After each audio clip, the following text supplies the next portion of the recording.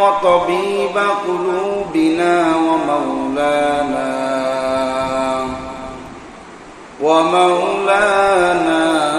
محمدا عبده ورسوله الذي أرسله الله تعالى بالحق بشيرا ونذيرا وداعيا إلى الله بإذنه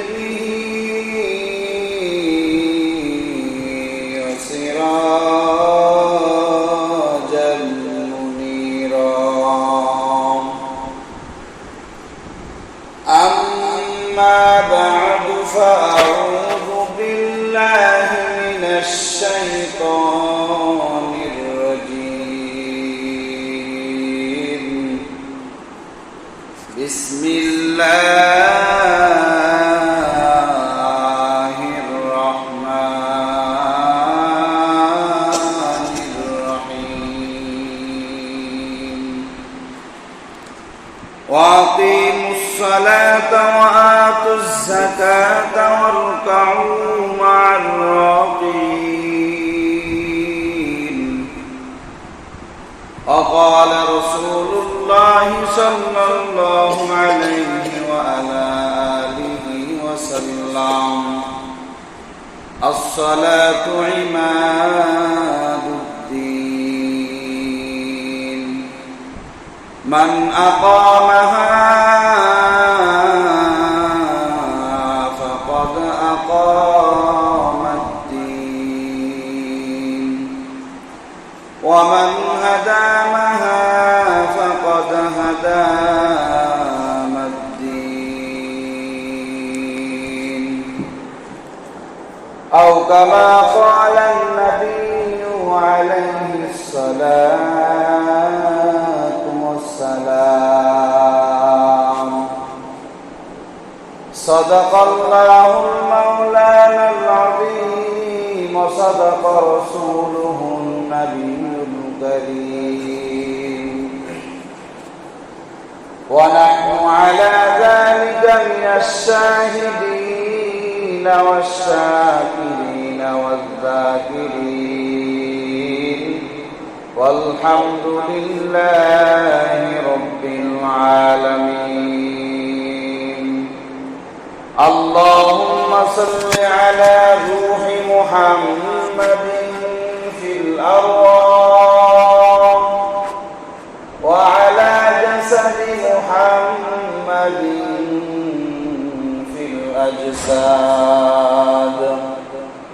وعلى قلب محمد في القلوب وعلى قبر محمد في القبور بلغ العلا بكماله كشف الدجى بجماله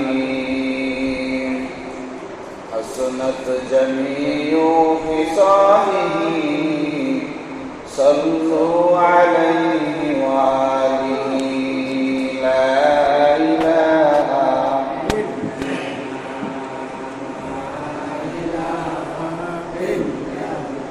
جورے لا إله لا إله إلا الله لا إله لا إله إلا الله لا إله لا إله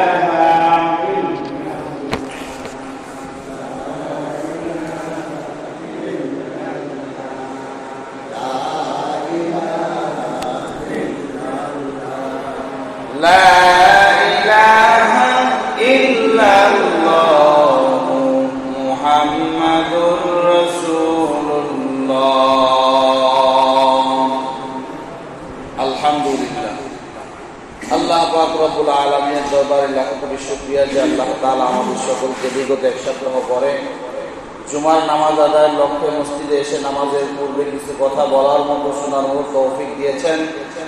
সে আল্লাহ পাক রব্বুল আলামিনের দরবারে নিয়ামতের শুকর আদায়ার্থে কালেমাতুশ শুকর উচ্চারণ করি আলহামদুলিল্লাহ। লক্ষ কোটি দরুদ ও সালাম সাইয়্যিদুল মুরসালিন খাতামুন নবিয়্যিন সাইয়্যিদুস সাকালাইন ইমামুল মুরসালিন রহমতে আলম নবিয়ুল আরব ওয়াল আজম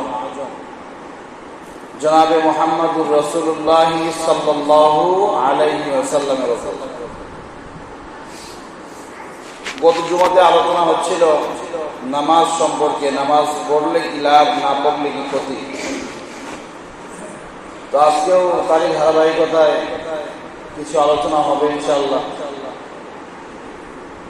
তো আমরা গত জুমায় শুনতেছিলাম যে নামাজ না পড়লে কি ক্ষতি, এটাই শেষ আলোচনা ছিল। তো এর মধ্যে অনেকগুলি বলা হয়েছে, আরো দুই একটা ক্ষতির বিষয় থেকে গেছে, এটা বলা হয়। তো চিন্তা করলাম যে এই বিষয়টা নিয়ে আলোকপাত করা দরকার।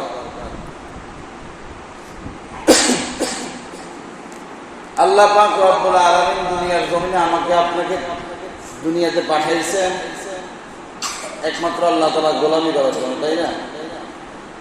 তো ভূমিকা টানার কোনো প্রয়োজন নাই। গোলামিটা প্রকাশ পায় কেমনে, এটার বর্ণনা অনেক করেছি। সংক্ষেপে আজকে আবার বলে দিই, ইসলামের মধ্যে 5টা জিনিস আছে যেটা গুরুত্বপূর্ণ, ফরজ, এটা মানুষকে মানতেই হবে, ইসলামের মূল ভিত্তি যেটা।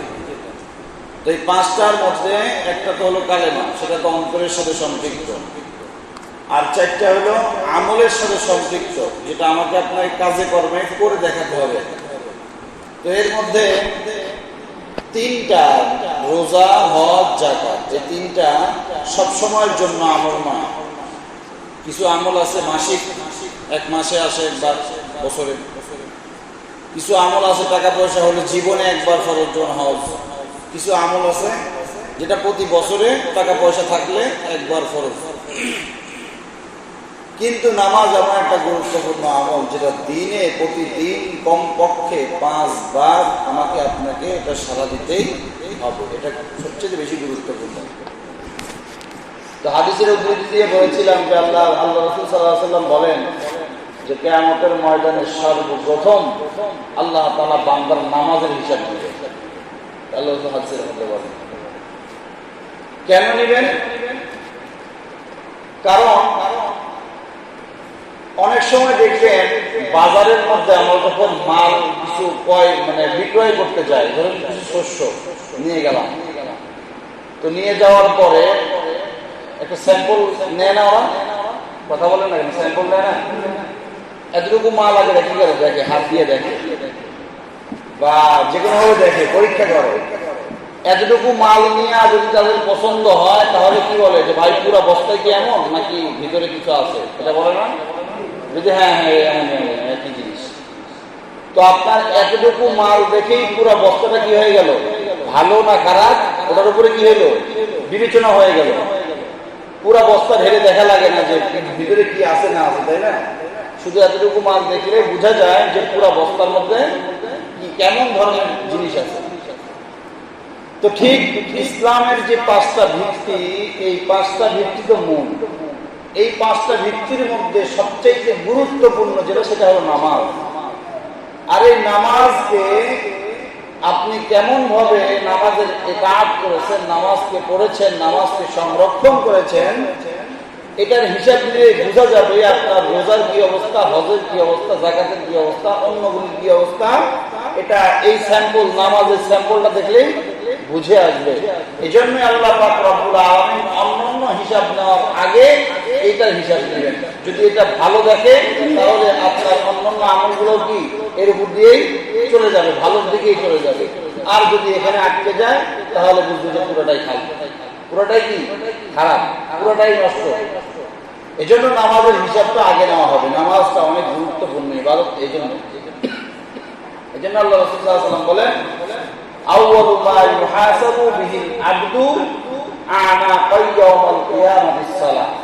যে আল্লাহ রাসূল সাল্লাল্লাহু আলাইহি ওয়াসাল্লাম বলেন কিয়ামতের ময়দানে সর্বপ্রথম বান্দার নামাজের হিসাব নেওয়া হবে। এজন্য নামাজটা খুব গুরুত্বপূর্ণ আমল, খুব গুরুত্বপূর্ণ ইবাদত। এই নামাজ কতটা গুরুত্বপূর্ণ আল্লাহ তাআলা কোরআনের মধ্যে ডাক দিয়া বলেন, ইন্নাস সালাতা তানহা আনিল ফাহশাই ওয়াল মুনকার ওয়া লাযিকরুল্লাহি আকবার। আল্লাহ পাক রব্বুল আলামিন কোরআন কারীমের মধ্যে ডাক দিয়া বলেন যে নামাজ এমন একটা গুরুত্বপূর্ণ ইবাদত, যদি বান্দা তুমি নামাজকে সঠিকভাবে আদায় করতে পারো তাহলে এই নামাজ তোমাকে অন্যান্য খারাপের কাজ থেকে তোমাকে বিরত রাখবে। অন্যান্য খারাপ কাজ থেকে তোমাকে কি রাখবে? বিরত রাখবে। ইন্নাস সালাতা, নিশ্চয়ই সালাত মানে নামাজ, তানহা মানে কি করবে? বিরত রাখবে। আনিল ফাহশাই ওয়াল মুনকার, ফাহশা এবং মুনকার থেকে। এখন আসেন, ফাহশা এবং মুনকার এটা কি জিনিস জানতে হবে না? এটা বিভিন্ন বিষয় আলোচনা, অনেক বড় আলোচনা, সংক্ষেপে বলে দেয়। ফাহশা এমন বদ আমল, যেই বদ আমলগুলি প্রমাণ করতে ইসলামের কোন দলিলের প্রয়োজন হয় না, এমনিই বোঝা যায়, বিবেক দিয়ে বোঝা যায় যেটা কি খারাপ আমল। যেমন কাউকে গালি দেওয়া, এটা কি ভালো না খারাপ? কথা বলেন। দলিল আছে। চুরি করা, এটা ভালো না খারাপ? খারাপ না। কিন্তু এগুলি যে খারাপ জিনিস, এগুলি প্রমাণ করতে কি কোনো দলিলের প্রয়োজন আছে নাকি এমনি বোঝা যায় যে এগুলি কি খারাপ? এমনি বোঝা যায় না। এটার নাম হলো ফাহশা। দলিল আছে, হাজার হাজার দলিল আছে, কিন্তু দলিলের প্রয়োজন হয় না, এমনি বিবেক দিয়ে বোঝা যায় যেটা খারাপ কাজ, এটার নাম হলো ফাহশা। আর মুনকার, মুনকার হলো এমন বদ আমল যেগুলি বুঝতে হলে দলিলের প্রয়োজন হয়। যেগুলি বুঝতে হলে কি লাগে? দলিল লাগে। এটা শুধু বিবেক দিয়ে হবে না। অনেক সময় নেক্সট শুরুতে আমরা কি করি? খারাপ করে ফেলি। যেমন গত কয়েকদিন আগেও বয়ানের মধ্যে বলেছিলাম, এই যে ভণ্ড পীর মুরিদি বা এটা সেটা আছে না, এগুলো তারা তো দলিল দিয়েই সাব্যস্ত করতেছে যে মিলাদুন নবী কায়েম করার কথা বললাম, মিলাদুন নবী পালন করে কি সেটা বললাম না। তো এগুলি যে একটা ভালো দিক আছে, একটা খারাপ দিক আছে। তো ভালো দিকটা তো আমরা গ্রহণ করতে পারি, খারাপটা গ্রহণ হয়ে যায় আমাদের আমরা তো খারাপটা গ্রহণ করে ফেলি। তো এটা কোনটা দিক ভালো, কোনটা খারাপ, কেমনে গেলে ভালো হবে, কেমনে গেলে খারাপ হবে, এটা বোঝার জন্য দলিলের প্রয়োজন নেই ভাই। কথা বলেন। এটার নাম হলো মুনকার। এই খারাপ আমলের নাম কি? মুনকার, যেটা বুঝতে দলিল লাগে। ইনশাআল্লাহ এই বিষয়ে সামনে ইনশাআল্লাহ আলোচনা হবে, বিশাল আলোচনা করা লাগবে। এমনি বললে বুঝে আসবে না। সাধারণত বলে দিলাম, এমন আমল যে আমলটা বুঝতে হলে, খারাপ আমলটা বুঝতে হলে কোনো দলিলের প্রয়োজন নাই, এটার নাম হলো ফাহশা। আর যেটাকে বুঝতে হলে দলিলের প্রয়োজন আছে, সেটার নাম হলো মুনকার। তো আল্লাহ তাআলা কোরআনের মধ্যে ডাক দিয়া বলেন, ইন্নাস সালাতা তানহা আনিল ফাহশাই ওয়াল মুনকার। হে দুনিয়ার মানুষ, নিশ্চয় নামাজ মানুষকে কি করবে? ফাহশা এবং মুনকার উভয় খারাপের থেকে বিরত রাখবে। শুধু খারাপ, যেটা খারাপ দেখা যায়, যেটা এমনি বোঝা যায়, এমন খারাপ না, বরং সমস্ত প্রকার খারাপের থেকে আল্লাহ তাআলা নামাজের মাধ্যমে মানুষকে কি করবে? বিরত রাখবে। এখন আসেন, বলতে পারেন যে হুজুর তাহলে আমরা তো নামাজ পড়ি কিন্তু আমরা তো গুনাহ থেকে বিরত হতে পারি না, তাহলে এটা কি অবস্থা? তাহলে আল্লাহ তাআলা বলতেছেন কি নামাজ মানুষকে গুনাহ থেকে, খারাপের থেকে কি রাখে? বিরত রাখে। আর আমাদের নামাজ আমাদেরকে বিরত রাখতেছে না। তাহলে কি আল্লাহর কথা সঠিক নাকি আমাদেরটা? কথা বলেন।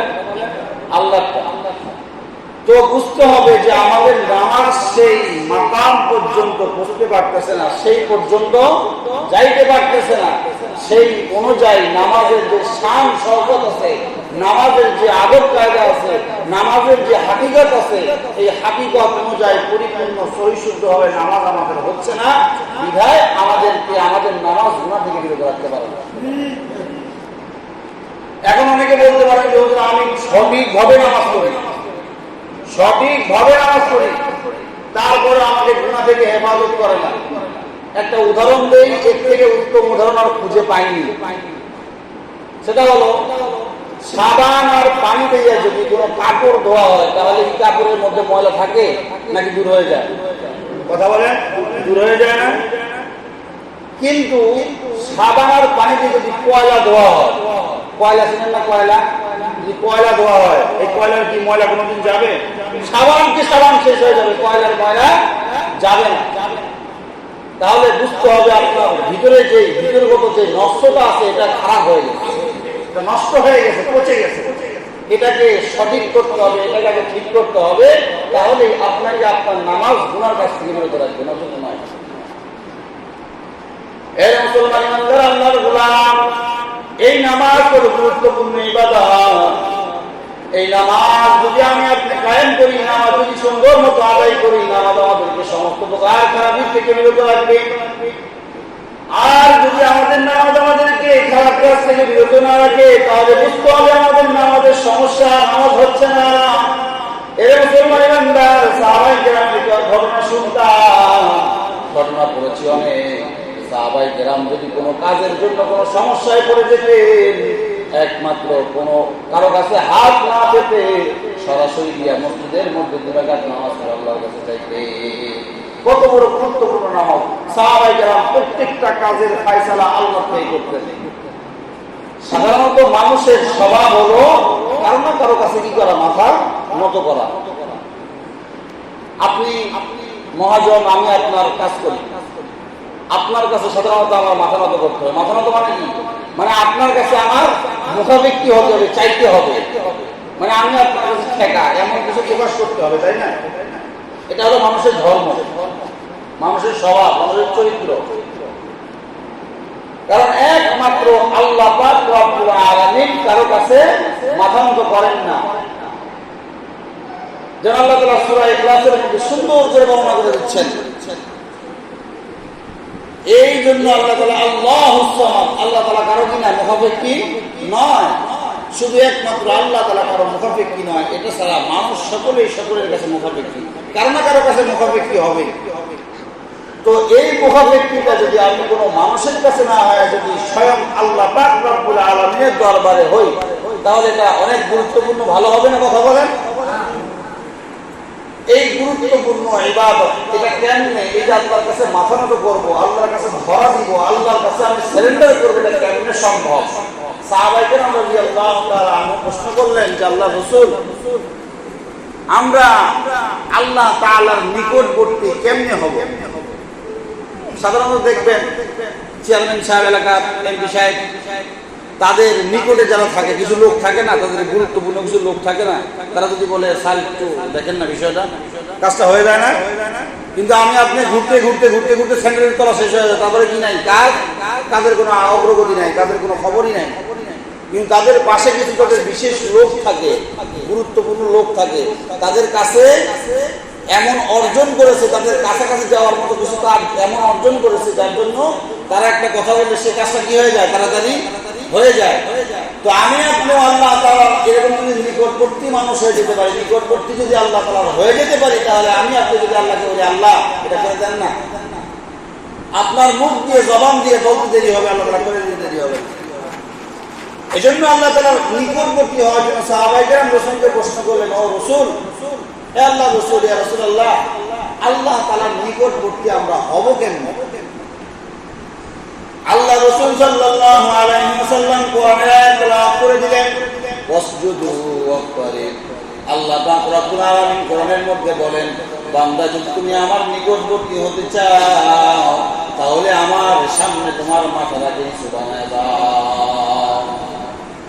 আমার যখন মাথাটা সিজদায় চলে আসবে, মানে নামাজের মধ্যে যখন আমি দাঁড়ায় যাব, আমার যখন নামাজের মধ্যে আমার মাথাটা থাকবে যখন জমিনের উপরে, আল্লাহ পাক রব্বুল আলামিনের সামনে, আল্লাহ পাক রব্বুল আলামিন বলে, বান্দা আমি তোমার এতটা নিকটবর্তী হয়ে যাই যে আমার আর তোমার মাঝে কোনো পর্দা থাকে না, এতটা আল্লাহ তাআলা নিকটবর্তী হয়ে যায়। এর মুসলমান ইমানদার, নামাজ এত গুরুত্বপূর্ণ ইবাদত। সাহাবায়ে কেরাম রাদিয়াল্লাহু তাআলা আনহুম কোনো কাজের জন্য কোনো জিনিসের প্রয়োজন হতো, সরাসরি নামাজ পড়ার জন্য কোনো মানুষের কাছে হাত পাততেন না। একজন সাহাবী একদিন তার জুতা ছিঁড়ে গেছে, স্যান্ডেলের ফিতা ছিঁড়ে গেছে। আল্লাহর বান্দা সাহাবী আল্লাহর কাছে নামাজের জন্য দাঁড়ায় গেছেন, আল্লাহর সামনে নামাজ পড়ে সালাম ফিরায় ডাক দিয়া বলে, আল্লাহ সব কিছুর মালিক তো তুমি, আর কেউ না, অতএব তোমার কাছে আমি হাত পাততেছি। আল্লাহ আমার স্যান্ডেলটা জুতাটা ছিঁড়ে গেছে, ও আল্লাহ তুমি আমার জুতাটাকে ঠিক করার ব্যবস্থা করে দাও। কিছুক্ষণ পরে বিছানায় তাকায় দেখে বসে আছে, কোনো খবর নাই, কোনো স্যান্ডেল ঠিক করনেওয়ালা মুচিও আসে না, কোনো কিছু না, একা একা বসে আছে। নামাজের পরে কোনো কাজ হলো না। সাহাবী চিন্তা করেছে, হয়তো আমার নামাজটা আল্লাহ তাআলার কাছে, যে উদ্দেশ্যে নামাজ আমি পড়েছি, যে উদ্দেশ্যে আল্লাহ পাক রব্বুল আলামিনের কাছে আমি চাইছি, ওই শান অনুযায়ী আমার নামাজটা কবুল হয়নি। এজন্য আবার নামাজ পড়া শুরু করতে দুই টাকা এমন করে কয়েকবার করতে করতে করতে করতে কয়েকবার পড়ার পরে ধৈর্য না হয় আল্লাহর কাছে, কয়েকবার নামাজ পড়ার পরে হঠাৎ করে দেখে আল্লাহ পাকের পক্ষ থেকে সাহায্য চলে আসছে, একজন মুচি চলে আসছে, তার স্যান্ডেল ঠিক করার জন্য। সুবহানাল্লাহ বলবেন না? আর আমি আপনি মসজিদে আসি, কোন বিপদে পড়লে মসজিদে আসি না আমাদের জন্য নামাজ পড়ি। দেখবেন ইলেকশন শুরু হয়ে গেছে না, এখন নামাজি একদল বাড়বে, একদল কি বাড়বে? নামাজি বাড়বে। নামাজের টাইম হইলে ওযু থাক আর না থাক, পকেট থেকে টুপি থাক আর না থাক, রুমাল একটা বাইর করে মাথার মধ্যে বাঁধে দেয়। আল্লাহু আকবার। আছে না ভাই, কথা বলেন, আছে না? এই নামাজে কি হবে? এই নামাজ আমাকে আপনাকে জান্নাত পর্যন্ত নিয়ে যাবে না। এসএসসি পরীক্ষার আগে দেখবেন এসএসসি পরীক্ষার্থী একদল যুবক মসজিদ ভোট কিনে বলে, হুজুর আমাদের এসএসসি পরীক্ষা দোয়া করে, হুজুর আপনার কাছে নামাজ পড়তেছি যেন পরীক্ষাটা সুন্দর মতো দিতে পারি। পরীক্ষা শেষ, নামাজ আসে না, কথা বলেন। মানুষ বিপদে না পড়লে আমরা আল্লাহর কাছে আসি না, তাহলে আল্লাহ আমাকে সাহায্য আমাদের কাছে আসবে কেন? এই জন্যই তো আসে না। আমি আপনি যদি কোনো বিপদের মধ্যে পড়ি, নামাজের মধ্যে দাঁড়ায় গেলাম, আল্লাহ তোমার সামনে দাঁড়াইলাম, আয় আল্লাহ তুমি আমার এই বিপদ থেকে আমাকে উদ্ধার করো। আল্লাহ পাক বলেন, বান্দা তুমি যে আমার কাছে আসছো একবার তো আসো নাই, অনেক বিপদের মধ্যে যখন পড়ছো তখন তুমি আমার কাছে আসো। অতএব তুমি আমার কাছে আসার কারণে তুমি যদি হঠাৎ করে নামাজের মধ্যে দাঁড়াও, তাহলে নামাজ তোমার সহি হবে না। কারণটা কি বান্দা? যখন তুমি আল্লাহু আকবার বলছো, মানে তোমার দুনিয়ার সমস্ত কিছু তুমি পিছনে ফেলাই যাচ্ছ, একমাত্র আমি আল্লাহ তাআলাকে সামনে নিয়ে দাঁড়াইছো। আর যদি তুমি হঠাৎ করে দৌড়াইয়া আসো মসজিদের মধ্যে, আল্লাহু আকবার বলে নামাজের মধ্যে দাঁড়াইবা, কিন্তু তোমার ওই আল্লাহু আকবারের মাধ্যমে তোমার পিছনে কিছুই যাবে না, দেখবা তোমার বিপদটা ভাই তোমার অন্তরের মধ্যে খোঁটা মারতেছে, শয়তান মন্ত্রণা দিতেছে যে তাড়াতাড়ি নামাজটা শেষ করে আল্লাহর কাছে দোয়া করতে হবে, ওই কাজটা কেমনে সফল হবে, অমুকের কাছে টাকা পড়ে আছে কেমনে উঠবে, অমুক পরীক্ষায় কেমনে পাস করবো, ভোটের মধ্যে কেমনে জিতবো। ওরে মুসলমান ইমানদার, এই সমস্ত চিন্তা ভাবনা নামাজের মধ্যে যখন তুমি দাঁড়াও তখন আসে। এই জন্যই তো আল্লাহ পাক রব্বুল আলামিন অনেক জায়গায় নামাজের সাথে সবরের কথা বলেছেন, ধৈর্যের কথা বলেছেন। ধৈর্য এমন বড় দামি একটা সম্পদ, যদি আপনি মসজিদের মধ্যে আসার পর একটা বিপদ হয়েছে, বিপদের উপর যদি ধৈর্য ধারণ করেন, ধৈর্য ধারণ করার পরে আসিয়া আল্লাহর কাছে দাঁড়ায় বললেন, আল্লাহ তোমার জন্য একমাত্র নামাজ পড়ি, তোমাকে মানতেছি, আল্লাহ কারোর দিকে মুখাপেক্ষী হই নাই। নামাজের পরে যদি দোয়া করো, আল্লাহ পাক রব্বুল আলামিনের সাহায্য আসবে, একবারে না আসুক কয়েকবারে আসবে। কিন্তু আমরা তো ধৈর্য হারা, এত পরিমাণ আমাদের মধ্যে অধৈর্য যে আমরা একবার নামাজ পড়েছি, আল্লাহ পাকের পক্ষ থেকে কোনো শান্তি আসে নাই, আল্লাহ পাকের পক্ষ থেকে কোনো সাহায্য আসে নাই। আর আমি আপনি তখন কি করলাম? নামাজটাকে ছেড়ে দিলাম। কেন? বলে নামাজ পড়লে কি আর না পড়লে কি আসে না? এমন একজনের ডাক দেয়া দিয়ে, তুই সারা জীবন নামাজ পড়ে কি করলি? আমি তো নামাজ না পড়ে ছেলে দুটোকে বিদেশ পাঠাইছি, 3 তলা বিল্ডিং করতেছি, তুই সারা জীবন নামাজ পড়ে কি করলি? মসজিদে কি করলি? আছে না এমন? আমি তো নামাজ না পড়ে আমার সম্পদের অভাব নাই, তুই নামাজ পড়তে এত আল্লাহর কাছে চাপ, আল্লাহ তাআলা করে দেয় না কেন? এর মুসলমান বান্দা, আল্লাহ পাক রব্বুল আলামিন হয়তো আপনাকে দুনিয়াতে না দিয়া, ক্ষণস্থায়ী জিন্দেগি না দিয়া আপনাকে আখিরাতের জিন্দেগি দিয়ে দিতে পারেন। ওই দিন মুসা আলাইহিস সালামের একটা ঘটনা বলেছিলাম যে একজন বান্দা আল্লাহ তাআলা, আল্লাহ নবী মুসা আলাইহিস সালামের কাছে দোয়া চাইছেন, আল্লাহর বান্দা মুসা আমার জন্য একটু আল্লাহর কাছে আপনি তো যাচ্ছেন আল্লাহর সাথে কথা বলার জন্য দূর পাহাড়ে, আপনি একটু গিয়ে আমার জন্য আল্লাহর কাছে দোয়া করবেন যে আল্লাহ আমাকে যেন শান্তি দান করে দেন। ওরে মুসলমান ইমানদার আমার গোলাম মুসা আলাইহিস সালাম পাহাড়ের মধ্যে গিয়ে ডাক দিয়ে বলে, আল্লাহ তোমার অমুক বান্দা আমার কাছে দোয়া চেয়েছে, তার জীবনে একটু শান্তি দরকার, তাকে তুমি শান্তি দিয়ে দাও। আল্লাহ পাক রব্বুল আলামিন বলেন, যাও মুসা, তাকে শান্তি দিয়ে দিলাম। মুসা আলাইহিস সালাম ডাক দিয়ে বলেন, আল্লাহ তাহলে আমি তাকে একটু জানাই আসি। বলে যাও। যাওয়ার পরে দেখে আল্লাহর বান্দা মৃত্যুবরণ করেছে, দুনিয়ার জীবিত নাই, শুধু ঘরটা পড়ে আছে, লাশটা পড়ে আছে। আল্লাহর নবী মুসা ডাক দিয়ে বলে, আল্লাহ তোমার কাছে সুখ চাইলাম, বান্দার জন্য তুমি কি সুখ দিলা বুঝলাম না, বেচারা তো মারা গেছে। আল্লাহ পাক রব্বুল আলামিন ডাক দিয়ে বলেন, মুসা তুমি আমার বান্দার জন্য আমার কাছে সুখ চাইছো, আমি তোমার দোয়াটাকে এমন ভাবে কবুল করে নিয়েছি যে আমি আল্লাহ পাক রব্বুল আলামিন আমার বান্দাকে দুনিয়ার সাধারণ কোন সুখ দিয়া, অল্প 2-4 বছর, 20 বছর, 50 বছরের সুখ দিয়ে ছোট করতে চাই না। আমি আল্লাহ পাক রব্বুল আলামিন মৃত্যুটাকে জান্নাত নামক দরজা বানাই আমি আল্লাহ তাআলা বান্দার কাছে পাঠিয়ে দিয়েছি। তোমার দোয়ার বরকতে আমি আল্লাহ পাক রব্বুল আলামিন আমার বান্দাকে সারা জিন্দেগীর জন্য আমি আল্লাহ তাআলা সুখের ব্যবস্থা করে দিয়েছি। এই মুসলমান ইমানদারের জন্য হতাশ হলে চলবে না, নামাজের জন্য ধৈর্য ধারণ করতে হবে। আল্লাহ পাকের পক্ষ থেকে সাহায্য অবশ্যই আসবে, আসবে না কেন? মনতে হবে যে আমার আপনার নামাজ ওই মান মতো হচ্ছে না, এই জন্য আমার আপনার জন্য যে বিপদ, যে বিপদের জন্য আমি আপনার কাছে দোয়া করি, সেই বিপদের সাহায্য আসে না। আল্লাহ পাক রব্বুল আলামিন তো কোরআনের মধ্যে বলে দিয়েছেন যে আল্লাহ পাক বলেন যে মানুষকে নামাজ কি করবে, খারাপ দিক থেকে বিরত রাখবে। যদি আমি আপনি নামাজ পড়ি, আবার যদি আরেকজনের জমির আইন কাটি, আমি আপনি নামাজ পড়ি, আবার যদি ঘুষ খাই, আবার যদি সুদ খাই, আমি আপনি নামাজ পড়ি, আবার যদি সুন্নতের খেলাফ কোন কাজ করি, গুনার কাজ করে ফেলি, তাহলে বুঝতে হবে আমার নামাজ কোনো ফায়দা দিচ্ছে না। যদি নামাজটা ফায়দা দিত তাহলে অবশ্যই আমাকে এই সমস্ত কাজ থেকে বিরত রাখবে। এরে মুসলমান ইমানদার আল্লাহর গোলাম, আল্লাহ রাসূল সাল্লাল্লাহু আলাইহি ওয়াসাল্লাম বলেন, যে ব্যক্তি নামাজ আদায় করবে, আল্লাহ পাক রব্বুল আলামিন বলেন, যে ব্যক্তি নামাজ আদায় করবে তাকে আল্লাহ তাআলা পুরস্কার দান করবেন। আর যে ব্যক্তি নামাজ আদায় করবে না, ওই ব্যক্তির কত ভয়ঙ্কর আযাব। গত সপ্তাহে 5টা বলেছিলাম, আজকে আরো 2-1টা বলি। আল্লাহ পাক রব্বুল আলামিন যে সমস্ত আযাব দিবেন, এই সমস্ত আযাবের মধ্যে থেকে একটা হলো দুনিয়ার জিন্দেগিতে আল্লাহ তাআলা বান্দাকে ক্ষুধার্ত অবস্থায় রাখবেন। এমন সময় আছে মৃত্যুর আগে তার খাবার জুটবে না, ক্ষুধার্ত অবস্থায় দুনিয়ার থেকে চলে যাবেন, এটা দুনিয়ার শাস্তি। বিভাসিত অবস্থায় দুনিয়া থেকে মৃত্যুবরণ করবে, পানি মরার সময় পানি পাবে না।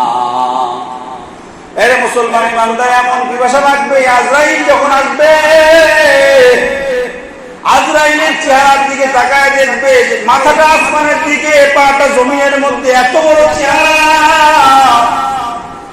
এই যে 7 সমুদ্র, 13 নদী, আটলান্টিক মহাসাগর সহ, প্রশান্ত মহাসাগর সহ যত দুনিয়ার জমিনে পানি আছে, এই সমস্ত পানি যদি ওই জিবরাইলের মাথার মধ্যে ঢেলে দেওয়া হয়, আজরাইলের মাথার মধ্যে ঢেলে দেওয়া হয়, এই সমস্ত ফেরেশতাগুলো কত বড়, এই সমস্ত ফেরেশতার মাথার মধ্যে যদি এই সমস্ত পানিগুলো ঢেলে দেওয়া হয়, এই পানি এখান দিয়ে গড়ায় গড়ায় কাঠ পর্যন্ত আসবে না।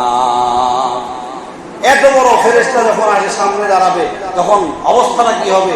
এমন অবস্থা, চেহারাটা দেখার সাথে সাথে কলিজাটা শুকায় একদম ফেটে চৌচির হয়ে যাবে। শুধু পানি পানি করবে, কিন্তু পানি খাওয়ার মতো ভাগ্য হবে না। নামাজ সংরক্ষণ না করার জন্য দুনিয়ার থেকে লাঞ্ছিত অবস্থায় দুনিয়ার থেকে বিদায় নিয়ে চলে যাবে।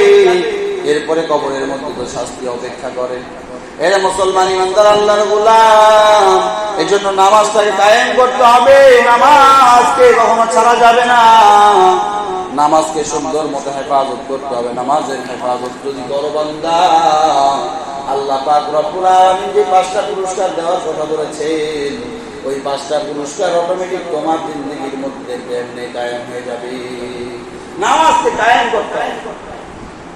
কায়েম কি জিনিস? কায়েম কি জিনিস? আমরা যে মসজিদে আসি নামাজ পড়ি, এটা কায়েম না। যেমন একটা উদাহরণ দিই, যেই জিনিসটা সমাজের মধ্যে প্রচলন নাই সেই জিনিসটা কায়েম নাই। যে জিনিসটা সমাজের মধ্যে প্রচলন আছে সেটাকেই কায়েম থাকা বলে। উদাহরণ দিলে বুঝবেন, এই যে আমরা পোশাক পরি, মহিলারা পোশাক পরে, বাচ্চারা পোশাক পরে, বৃদ্ধরা পোশাক পরে, জামা কাপড় পরে, এটা আমাদের সমাজে পোশাক পরাটা কি আছে? কায়েম আছে। এই জন্যই তো সকলে পোশাক পরে। যদি না থাকতে হলে কেউ পড়তো না। এখন যদি একজন উলঙ্গ ব্যক্তি এসে এখানে যদি এসে বলে যে হুজুর আপনার নামে আমি বয়ান করব, আপনারা কি সাই দিবেন? কথা বলেন, দিবেন? কেন দিবেন না? কারণ সে আমাদের সমাজের যে কায়েম জিনিসটা আছে, পোশাক পরিচ্ছদ ব্যবহার করা, সেটা মানে ঠিক না। এজন্যই তো এর মুসলমান ইমানদার যে জিনিসটা সমাজের মধ্যে প্রচলন, সেই জিনিসটাকে যেমন আমরা আজকে যদি ছোট্ট একটা 5 বছরের বাচ্চাকে বলি এখানে প্যান্ট খুলে ফেলো, খুলবে? কথা বলেন, কেন খুলবে না? কারণ সমাজের মধ্যে পোশাক পরাটা প্রচলিত। সেটা যে ধরনের পোশাকই হোক না কেন, পোশাক পরে থাকা এটা কি প্রচলিত, এটা কি কায়েম হয়ে গেছে। এই জন্য এটা কেউ কি করে না? অস্বীকার করে না। এই পোশাক পরিধান না করে যদি কেউ আমাদের সমাজের মধ্যে আসে, তাহলে সমাজের মধ্যে কেউ মেনে নেয়। কথা বলেন, মেনে নেয়। এটা মুসলমান ইমানদার, যদি আমার আপনার নামাজটা কায়েম থাকতো সমাজের মধ্যে, যদি আমি আপনাকে কায়েম করতে পারতাম, তাহলে আজকে আমি আপনি প্রত্যেকটা কাজের মধ্যে দেখতেন যে সামনে যে লোকটাকে অনুসরণ করব, সেই লোকটা নামাজি কিনা। এই নামাজবিহীন কোন লোককে আমরা কখনো সামনে দিতাম না। মসজিদের ইমাম নিযুক্ত করেন, আগে দেখেন হুজুরের বিড়ি খায় নাকি ভালো মানুষ? হুজুরে কি লম্বা জামা পরে নাকি ভালো মানুষ? হুজুরে কি দাঁড়িয়ে আছে নাকি নাই? হুজুরে কি 5 ওয়াক্ত নামাজ সহিষ্ণুভাবে তেলাওয়াত করে পড়াতে পারে নাকি পারে না? দেখেন না, কথা বলেন, কত ইন্টারভিউ। কেন? কারণ যেই লোকটাকে আমি অনুসরণ করবো, যার পিছনে নামাজ পড়বো, সেই লোকটা কি সঠিক মতো আছে কিনা, এটার জন্য না, এটার জন্যই তো। তো যেই লোকটাকে আপনি ভোট দিচ্ছেন, সেই লোকটা কি নামাজ পড়ে, সেই লোকটা কি আল্লাহ রাসূলের অনুসরণ করে, সেই কি আল্লাহকে মানে, কোরআন মানে, সঠিক পথে চলে, সেটা দেখে দিবেন না? কেন দেন না? নামাজের কায়েম আমাদের মধ্যে নাই। যদি নামাজ কায়েম থাকতো, তাহলে কোনো বেনামাজি লোক আমাদের সামনে কখনো রাগারাগি করতে পারতো না। পারতো? কথা বলেন, পারতো না। আমি আপনি অটোমেটিক তাকে বাদ দিয়ে দিতাম, যেই লোক নামাজ পড়ে না, এই লোকের সামনে আমরা, এই লোকের পিছনে আমরা ঘুরবো। এটাই বাস্তবতা। একজন ইমামকে যেমন ভাবে আপনার নামাজের জন্য নিয়োগ দেওয়ার জন্য যেমন খোটায় খোটায় খোটায় খোটায় করে সব কিছু দেখেন, ব্যাখ্যা বিশ্লেষণ করে দেখেন, ঠিক তেমনি হয়ে প্রত্যেকটা কাজের মধ্যে আপনি একজন ড্রাইভার রাখবেন। আপনার একটা কি বলে বোট আছে, একটা ড্রাইভার রাখবেন। দেখেন সে বোট চালাতে পারে, তার কি অভিজ্ঞতা আছে, সে কি ইঞ্জিন নষ্ট হলে ঠিক করতে পারে? দেখেন না ভাই, কথা বলেন না কেন? দেখেন না? তাহলে যেই লোকটাকে আমি অনুসরণ করবো, যার হাতে আমি এত বড় একটা দায়িত্ব ছেড়ে দিব, সেই লোকটা কি সঠিক পথে আছে কিনা, সে কি এই বিষয়টা সম্পর্কে জানে কিনা, এরপরেই তো দিব। তো নামাজ যদি আজকে আমার আপনার সমাজের মধ্যে কায়েম থাকতো, তাহলে সব বিষয়টা এমন হয়ে যেত, ইসলামী দুনিয়া হয়ে গেলে দুনিয়া করে কোনো ফেতনা থাকতো না। আজকে ফেতনা হচ্ছে কেমন? এজন্য এই বিষয়ে কথা বলতে চাই না। যেটা বলতেছিলাম, নামাজ এত বড় গুরুত্বপূর্ণ একটা প্রয়োজনীয় জিনিস, যেটাকে কায়েম করতে হবে। এটা পড়লে চলবে না। আমি আপনি শুধু নামাজ পড়বো, মসজিদে আসবো, নামাজ পড়বো, চলে যাবো, এটার নাম নামাজ নয়।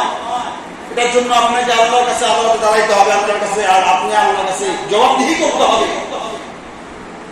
এখন বলবেন হুজুর আমি জবাবদিহি কেন করবো, আমি তো নামাজ পড়ি। এই মুসলমান ইমানদার, আপনি আপনার বাড়ির প্রধান, আপনার স্ত্রী, আপনার সন্তান, আপনার ছেলে মেয়ে যারা আছে, যারা আত্মীয়-স্বজন যারা আছে, যাদের উপর আপনার কর্তৃত্ব, তারা সঠিক মতো নামাজ পড়ে কিনা, এটার জন্য আপনাকে ধরা হবে। আপনি যদি তাদের উপরে কর্তৃত্ব না করেন, যদি নামাজ কায়েম না করেন, কারণ আল্লাহ পাক রব্বুল আলামিন কোরআনের মধ্যে সব কিছু পরিষ্কার হয়ে বলে দিয়েছেন। আপনার সন্তান একটা নামাজ পড়ে না, কিছুই বলেন না আপনি, ওই সন্তানকে যখন আল্লাহ পাক রব্বুল আলামিন নামাজের হিসাব নেবেন, সবার আগে হিসাব নেওয়ার সময় যখন আল্লাহ পাক রব্বুল আলামিন তাকে কাঠ গড়ায় দাঁড়া করাবে, দাঁড়া করায় বলবে, কেন তুই নামাজ পড়ছ না? কেন বল নামাজ পড়ছ না, রোজা করছ না, কেন বল?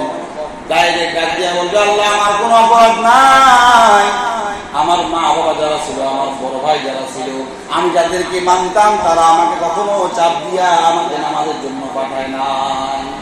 একদিন স্কুলের মধ্যে না গেলে, প্রাইভেটে না গেলে মার ধর কখন করে পাঠান না? কথা বলেন, পাঠান না? সন্তানকে নামাজ পড়ে না, এটার জন্য কোনো খেয়াল নাই আজকে আমাদের। চিন্তা করেন, এই জন্য আল্লাহ পাক বলে সন্তান ডাইরেক্ট আল্লাহর আদালতে মামলা দিয়ে দিবে। কেমনে? আল্লাহ তাআলা কোরআনের মধ্যে বলেন, وقالوا ربنا إنا أطعنا سادتنا وكبراءنا فأضلونا السبيل। আল্লাহ পাক রব্বুল আলামিনের দরবারে বাচ্চা হইছে, সন্তান আল্লাহর কাছে মামলা দায়ের করে দিলেন, মাওলা আমার কোনো অপরাধ নাই, আমার যারা উপরস্থ ছিল, যাদেরকে আমি মানতাম, যারা আমার উপরে কর্তৃত্ব খাটাইতো, তারা আমাকে কখনো চেষ্টা করে কখনো নামাজের জন্য পাঠায় নাই। রমজান মাস আসতেছে সামনে, ছেলেটা এত বড় বালেগ হয়েছে, 10 বছর হয়ে গেছে, 11 বছর 12 বছর হয়ে গেছে। বাবা যদি বলে কি রে ও সেই খা রোজা রাখবি আজকে, মা বলে না রাখবে না, ওর শরীরটা নষ্ট হয়ে যাবে। কথা বলে না, এমন বলে না? কেন বলেন? মায়ের জন্যই তো বলেন যে শরীরটা নষ্ট হয়ে যাবে আমার সন্তানটা। এমিয়া দুনিয়ার জমিনে শরীরটা একটু খারাপ হতে পারে, 1 মাস না খেলে কি আর হবে? আপনার সন্তানটা যদি জাহান্নামে চলে যায়, আগুনের মধ্যে পড়বে, সহ্য হবে? কথা বলেন, সহ্য হবে এটা? এই জন্যই তো আমাকে আপনাকে আমার সন্তান কেমনি ইসলামের হুকুমগুলি মানবে, কেমনি আল্লাহ পাক যে উদ্দেশ্যে পাঠাচ্ছেন সেই উদ্দেশ্যগুলি মানবে, এটাকে এই জন্য তো আল্লাহ রাসূল সাল্লাল্লাহু আলাইহি ওয়াসাল্লাম হাদিসের মধ্যে বলেছেন যে যদি তোমাদের সন্তান কি করে 7 বছর হয় তখন তাদের বিছানা আলাদা করে দাও, যখন তারা 10 বছরে উপনীত হয় তখন যদি তারা নামাজ না পড়ে তাহলে তাদেরকে মারধর করো, মারো পর্যন্ত তাও নামাজ পড়তে হবে। কেন বলেছেন এটা? কারণ আপনার আমার সন্তান যখন জাহান্নামের আগুনের মধ্যে পড়ে যাবে, তা আমি আপনাকে সহ্য করতে পারবো না। এই জন্যই তো আল্লাহ পাক রব্বুল আলামিন এত সুন্দর করে সব পরিষ্কার করে বলে দিয়েছেন। এই জন্য আমাদেরকে চেষ্টা করতে হবে নামাজ কায়েম করা। আমার পরিবারের মধ্যে যারা আছে সকলের দায়িত্ব আমার। আল্লাহ রাসূল সাল্লাল্লাহু আলাইহি ওয়াসাল্লাম হাদিসের মধ্যে বলেন, قال النبي সাল্লাল্লাহু আলাইহি ওয়াসাল্লাম আলা কুল্লুকুম রাঈন ওয়া কুল্লুকুম মাসউলুন আন রাইয়াতিহি। আল্লাহ রাসূল সাল্লাল্লাহু আলাইহি ওয়াসাল্লাম বলেন, এই যারা দুনিয়ার মধ্যে যারা কর্তৃত্ব খাটানেওয়ালা আছো, যারা নেতৃস্থানীয় আছো, একটা সমাজের মধ্যে যে ব্যক্তি সমাজপতি, তার জন্য গোটা সমাজের দায়িত্ব তার উপরে। এই সমাজের মধ্যে যদি কোনো ভেজাল হয় তাহলে তার জন্য কিয়ামতের ময়দানে তাই সমাজপতিকে আল্লাহ তাআলা দাঁড়াইতে হবে।